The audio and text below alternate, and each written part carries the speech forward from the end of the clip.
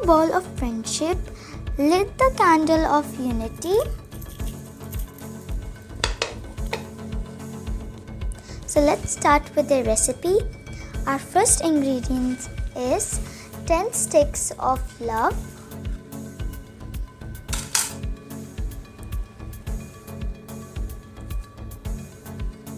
1 cup of loyalty, 5 tablespoons of respect, 1.5 cup of safety, 4 cups of fun, 2 cups of fairness, 2 cups of compromise, 1 teaspoon of arguments.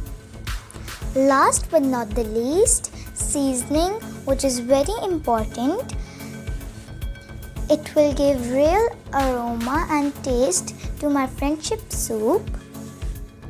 The first is trust.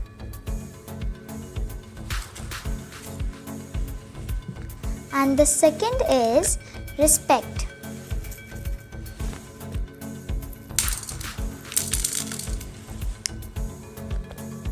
Mix well with passion and sincerity. So here the best friendship soup is ready to serve.